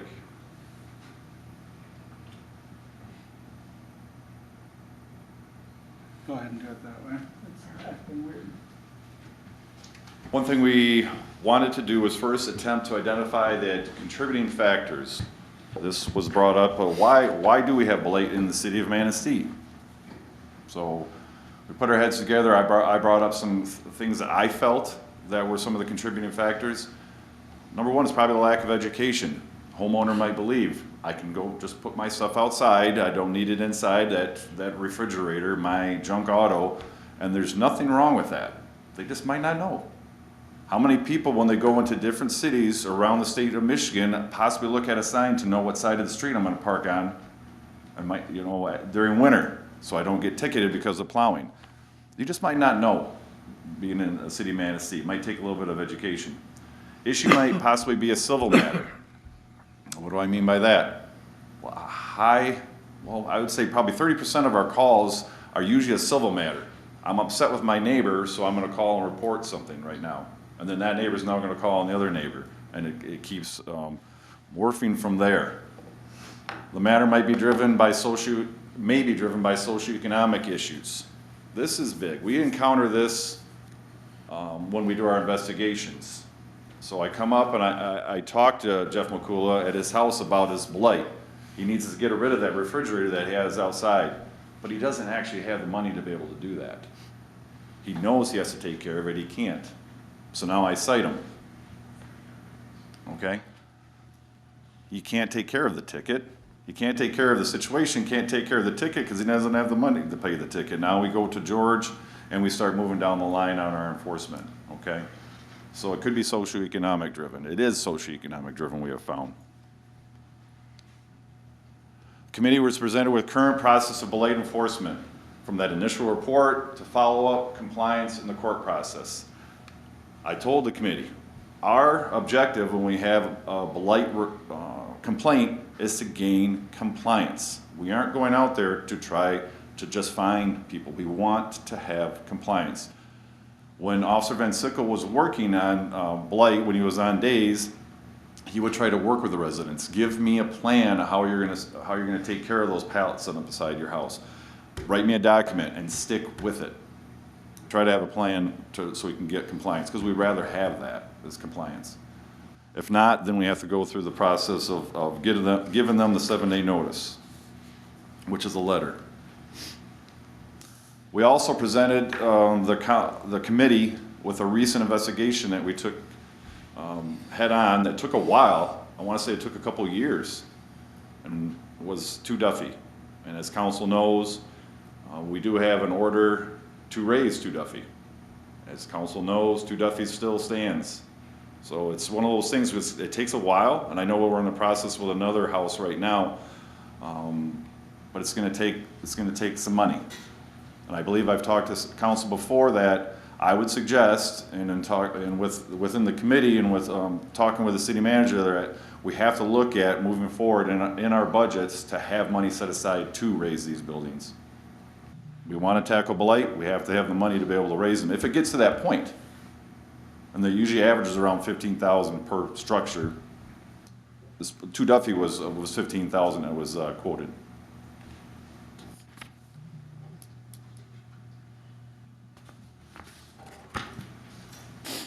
I think there's collusion on this between McCullough and Bradford. I just want to get that on the record. Going like this, some collusion. Leave his fridge alone. All right.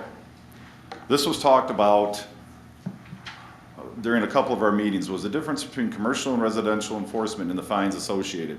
So we go and we go and address a building about a blight issue, a commercial structure. Is that person or is that business owner going to be fined the same that we would fine somebody at a house for the refrigerator? Is it the same? Can we have it different? We talked about that a lot. We talked about looking at a commercial structure, who actually owns it, who's responsible? The renter, the landlord, the business owner, the person that lives upstairs, who is really responsible? We talked a lot about that. That is some of the difficulties that we have encountered in doing our investigations. So we talked a lot about that within the committee. We talked about Safe Built, which just started here at the beginning of this year to do inspections and electrical and plumbing and all that. We sort of took it back over within the city, if the council recalls. Safe Built also does blight type of work, but that wasn't part of the contract that they signed on to the city with to do. We talked about it, we looked into it. It's just one of those things that was out there, but that is what they were contracted for, to work with the city. Jeff McCullough's favorite, the annual trash pickup. We talked about this. Let's go backwards to socioeconomic. People don't have the capability to even spend the $40 to take their pickup truck down to the dump to unload it. We encounter this a lot. This is what's told to us, okay? And then again, do we fine them? We used to have the annual trash pickup. So I met with Mr. McCullough, and we talked about it so I could get a look at what does it actually cost. It's not only a cost, but it's man hours, okay? It's gonna cost to have Republic, or whatever trash service we use, is gonna cost Mr. McCullough with man hours, and a lot of them, to be able to walk behind and throw the stuff in the back of the truck, if I'm speaking appropriately. So that's one avenue. And we used to have it in the city. We talked about the fines. Again, I put there as a sub bullet point, goal is compliance, but we talked about fines, okay? Does it really hurt somebody that can pay the fine, that I'm just gonna pay the fine, but I'm gonna continue on with the blight? Then we're going back. I just was talking to Officer Van Sickle tonight, and he said that they were doing something else 2 days ago, and he looked at a house and it was right back to where it was, and he already had addressed it once. Do we need to start looking at upping the fines on second, subsequent, and third subsequent violations? We also have issues with people that have blight, where they'll move the blight from their house to another house in the city, and then they'll move it back after 4 or 5 months. So there's little games that people play with us when we start trying to enforce this. We also looked at, we had healthy discussion about revamping our current blight ordinance. I was able to find similar cities, townships' blight ordinances, and I handed it out to the group so they could digest it, take time to look at it, see how ours is as compared, and how we can hopefully make ours better. Okay? Am I doing okay so far? Mm-hmm. All right. We do have 5 of our blight committee members that are here tonight to support. It's been a fun ride, right? Well, some of the discussion we talked about is that we believe that there needs to be some type of open forum, and I'm putting open forum to discuss blight. You know, I've talked about during our meetings about educational, but we also talked about let's educate them also on how to report blight. I can tell you honestly though, you know, I don't want to have a forum where Chief Kozel's here and I just get 100 people in here to come up and say, you know, 123 Wall Street, 123 2nd Street, you know. We have to be able to have this forum in some manner that'll be beneficial for not only the city, the police department, but also the public. And I think we've had some really good discussions about how we can have this get done. We've had some really good discussions. We've talked about burned out structures. How do you address them? What are the statutes that surround those? And demolition. We learned a lot about what takes place with that. And sometimes, and correct me if I'm wrong, George, you have a burned out structure. Sometimes the insurance company will set money into an escrow with the city that can be utilized for demolition in the future if it's not taken care of. But some of our structures, in a recent house fire that we've had in the city, there was no insurance on the house. So then we're right back to square one with now moving through the court to try to get it ordered for demolition, and then we know whose pocketbook that's gonna be on again, the city. Because the person's just gonna walk away from it, okay? We'd rather get compliance. We have at it, I think the house on 11th Street, which was a house where we have that was finally raised. Took a little bit, but it was finally raised. Fostering pride in our community. We talked about that. People in the city of Manistee have to realize it's prideful to have a really nice looking property. When we have people come in for these large events, we don't want them coming down the street and seeing piles of trash, you know, on other people's yards. We want them to be, boy, this is a really nice area. We heard about it with some of the other residents that have been here in town and how they feel very welcomed. It's not only about saying hi, but it's about feeling welcomed by the parents of our local residences and commercial structures. Specific blight issues were discussed. During the meetings, I was given specific areas that we needed to look at as a police department, and we did look into them. That's why I put that up there. There was a couple of them that were brought to our attention that we worked on and that are hopefully being resolved. We also talked about maybe this being part of the annual day of giving, where there's volunteers and be able to help out with people that aren't fortunate enough to be able to take care of their own situations, to assist with taking care of their blight. That was also brought up during the meeting.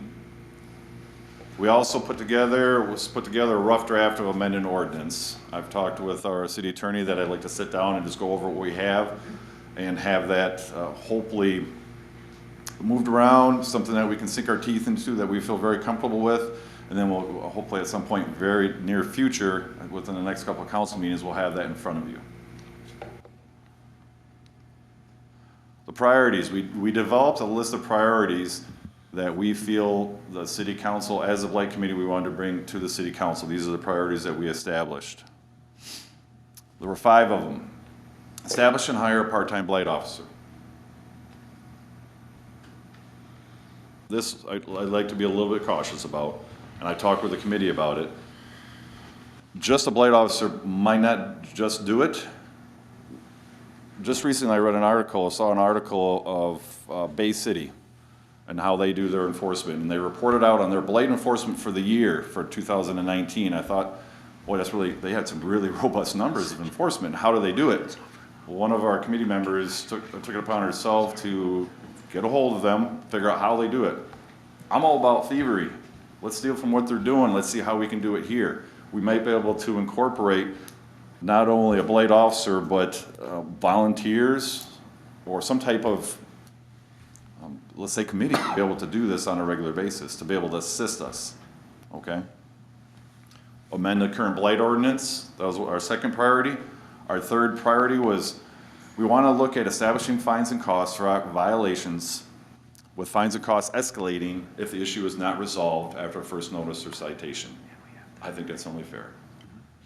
Again, we want compliance, but if people are just thumbing their nose at us, we should be able to still come at it with higher fines.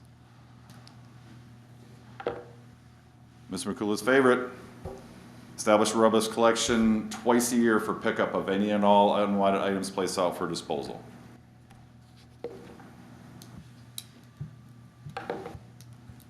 We believe there's an urgent need to address the downtown boarded up businesses. I got asked a lot of questions during the meeting. Who's responsible? Historic District Commission, Downtown Development Authority, Police Department. Everybody's doing this, right? Who is really responsible?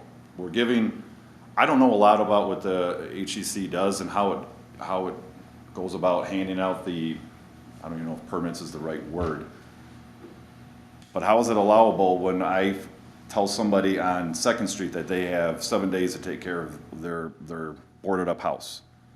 But now we have a business downtown that it's been going on 3 to 5 years. Okay? Let's just be brutally honest. How is that allowed? I don't know. I wish I had the answer for it. There's an urgent need to get our downtown thriving and not have the boarded up businesses. Yeah, establish a permanent. All right. I apologize. I went a little bit too quickly. we feel that there's a need. We were established as an ad hoc committee to bring to city council these priorities. We believe that we need to keep this committee going as, well, I'll say a standing committee, that we would like to continue on and meet because we believe there's still a lot that needs to be done. I'll welcome any questions. And if there's anybody from the committee that has anything that I might have missed during that, I welcome them to step up. Any questions at this time?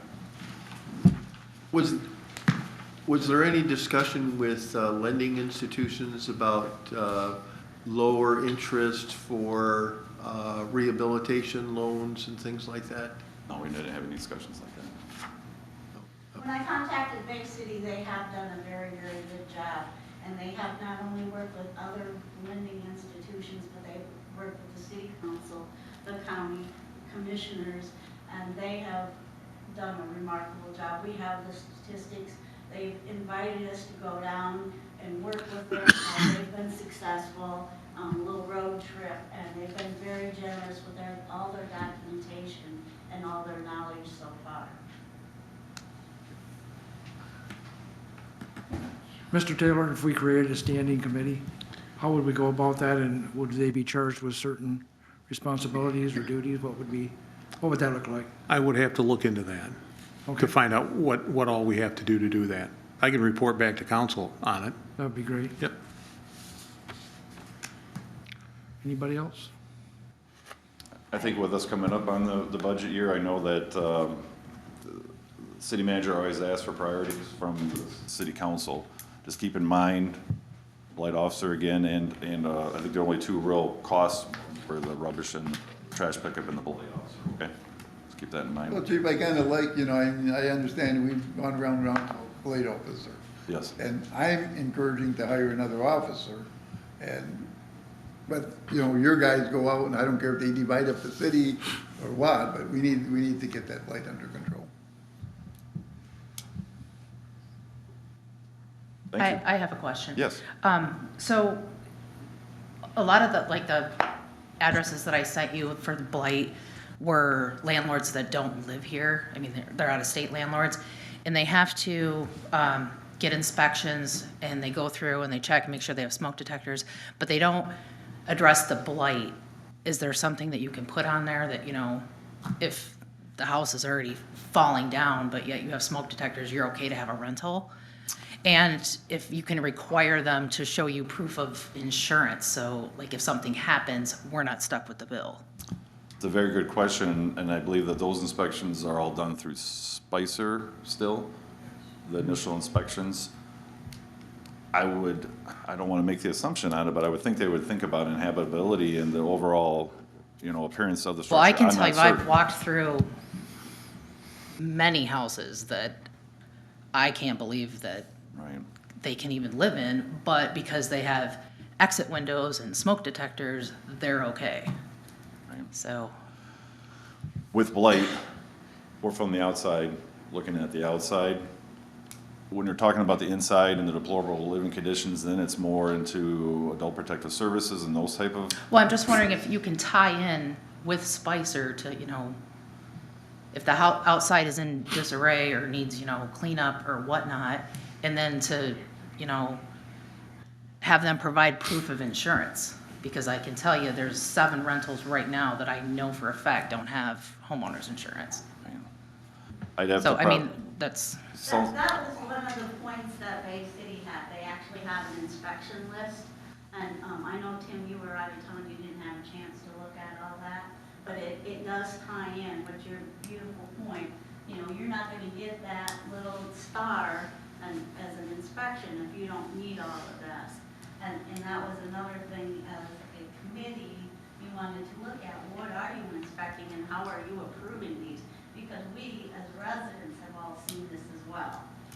Yeah, I think that would help you tremendously if they stepped up and. Right. And again, going back to the ordinance, you got to tighten that up to be able to enforce, for Tim's men to be the women, enforce it. Yes.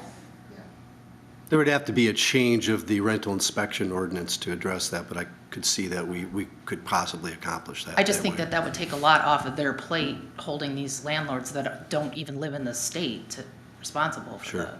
So what you're saying is that we had that the building inspecting the ordinance, we had that the house must meet blight? Right. Must be, Right, I mean, that's initially, I mean, this is the first time I've heard this question raised, but I'm sure it is a valid concern, is that make it a condition of the rental inspection ordinance that it complies with all other city ordinances, including the blight ordinance or anti-blight ordinance. Sure. Makes sense to me. Well, like Chief, you brought up about who should be notified. I think just the renter, that's not his problem, the owners that had maintained the house. I would agree. So, yeah. On the insurance end, I don't know. I don't know if that is a requirement through Spicer to prove it and then to maintain, but I don't know if we can make that a requirement also through that ordinance. I do not know. I'm not sure what insurance we're talking about. Homeowners insurance, Okay. because there's a lot of rentals that don't have homeowners insurance. Like the owner of the building does not have homeowners insurance on the building. But it's not required by law to have homeowners insurance. It's not, but We could do it through ordinance. Can we? Okay. The Spicers notify the city when they come with these houses inspections? On each and every inspection, they give us annual reports on, the cycles that they go through. I didn't even know Sean was here. I can do my best to update a little bit on that. We basically, the inspection program that's we're currently administering for the city is, for the most part, just like you mentioned, is for safety. It's under the National Maintenance Code. We use that, so I can tell our inspectors when they go on site and they see blight, and specifically Mark when he's on site, he always mentions it. There's only so far he can go though, because if it's not, like you said, a safety violation, he really can't push it that hard. There's many times we mention blight to landowners, and sometimes they just respond because they're good landlords, and sometimes they just ignore us. As far as insurance go, there's nothing on our checklist. We've never checked for insurances. That's not part of our process. It's really a very straightforward checklist for safety-related items. Mr. Saylor, is that something we could add? And this again is the first time this has been raised, what I would contemplate is that we could make it a condition of the rental inspection ordinance that a landlord would be in violation of their certificate if they are currently under a court order under our anti-blight ordinance. So our anti-blight ordinance, we go to court, and typically the judge will require the property owner to correct the problem. And so if we get into a situation like that and there's a court order and they have not corrected the problem, my thought would be that would be a violation of their rental inspection certificate, and that could be revoked, and then they couldn't rent the property. I mean, that's just, hearing this for the first time tonight, one thought I would have. So, but we can certainly review that and discuss that and come back to council with something. Appreciate that. Any other questions, council? Comment. Right, you read it, assuming you send out your tax forms to the owners of the property in state or out of state, correct? If they don't live here, they can bill their taxes no matter how they bill. And if all the property owners live in Grand Rapids. All property owners get a tax bill. Right, it's sentiment, Right. Well, can't you enclose a letter stating to be a leased property, you need proof of insurance, the house is insured, and your current address? Because it was brought up that a lot of these guys, a lot of these owners are, moving around, and we don't know where they live, we can't contact them with correct issues. Why can't we make it include that form with their taxes, and they send that back? Well, we've got to get it in the ordinance first before we do anything. Yeah, and notification can be done by means other than a tax notice. I wouldn't put it in. Council, anything else? I'd just like to thank the Blight Committee for all the work, because obviously this has not been 1 hour's worth of effort. There's probably lots of work to put it, and it looks like a great first step, so I'm really looking forward to maybe having this be a standing committee so that we can really start working on all the details. They did a good job, because I was there too watching.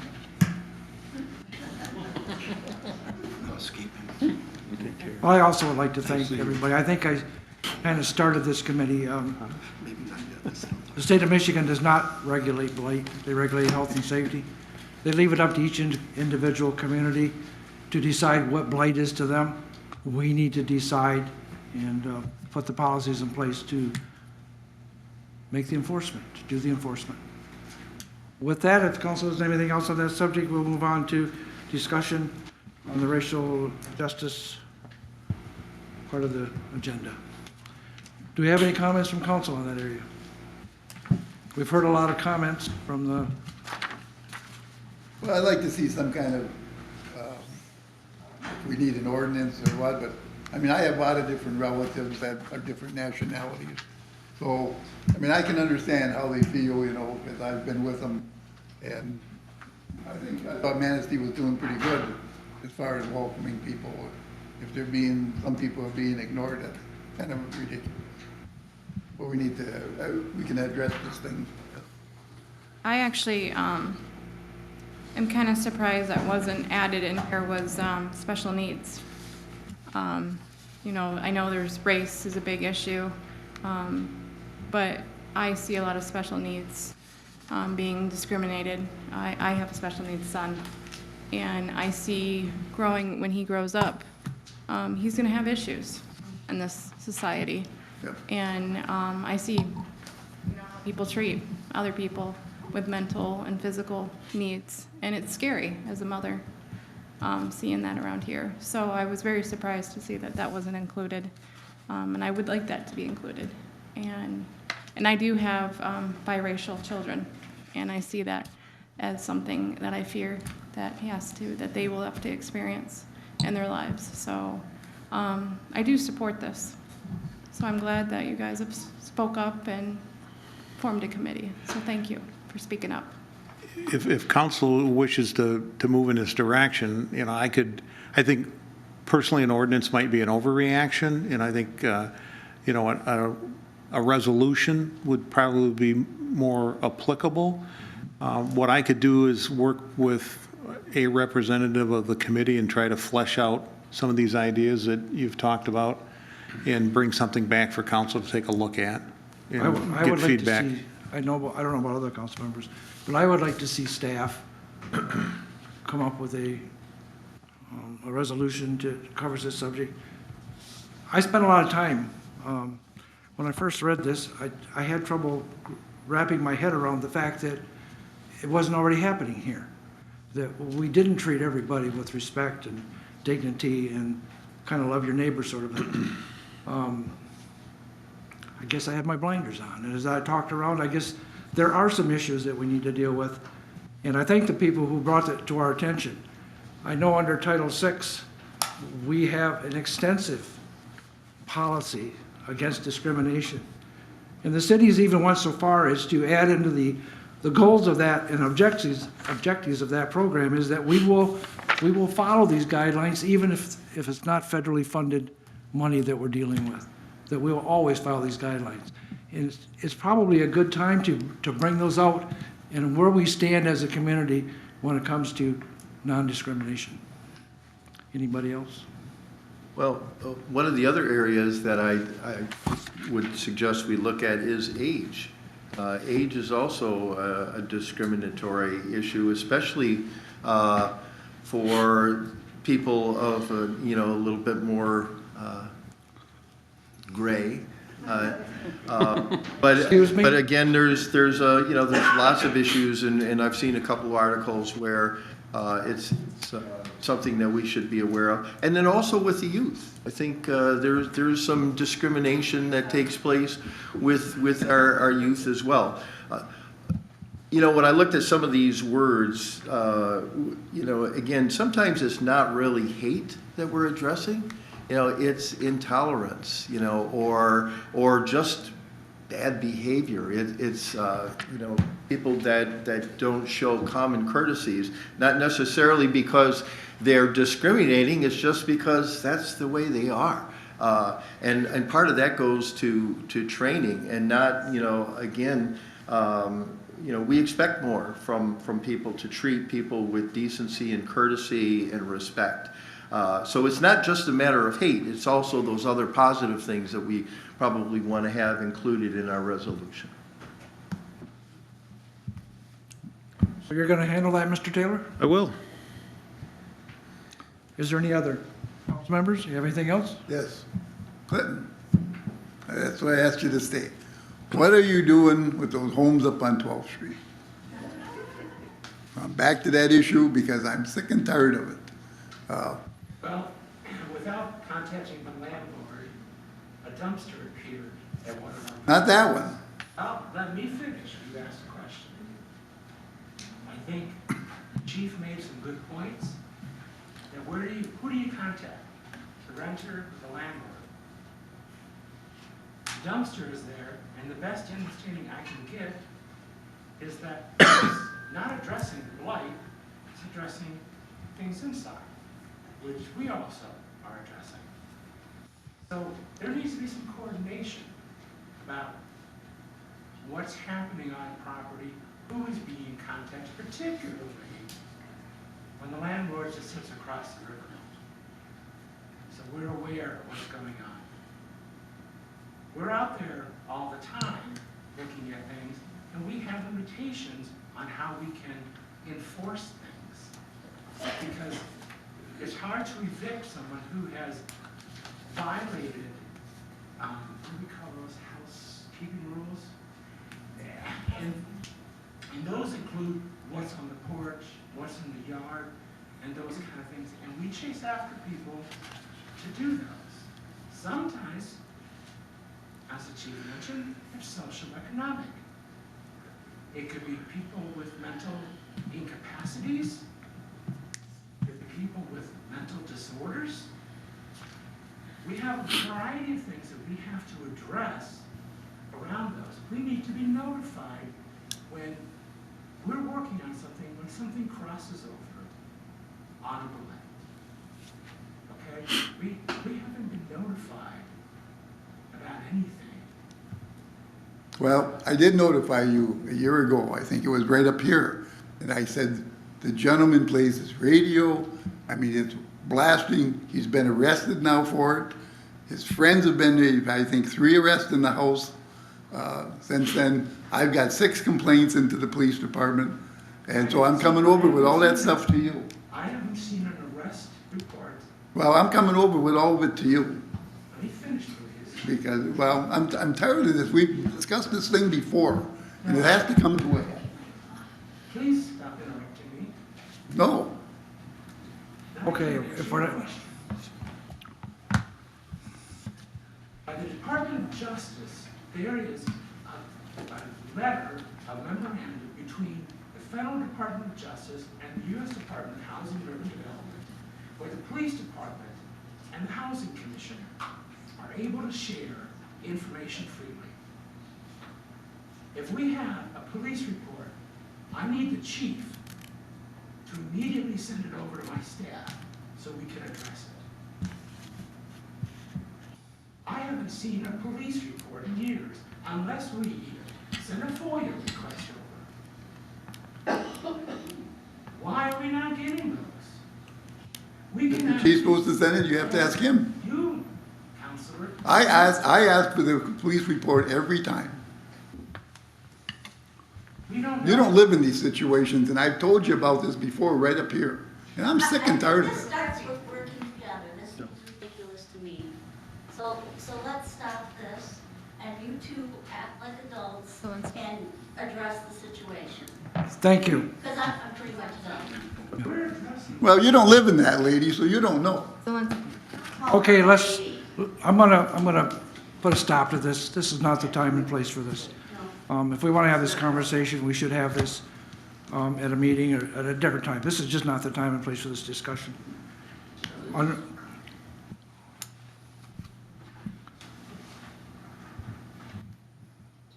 I need to make an announcement that Councilmember Beaton wanted me to mention that she apologizes for not being here tonight.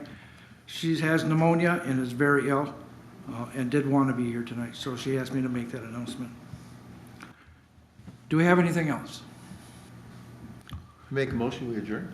Well, before we do that, let me publicly thank everybody who has taken the time to give input, to be here tonight. We do appreciate it. We do need the input. Thanks a lot. And with that, I'll take that motion to adjourn. We're adjourned.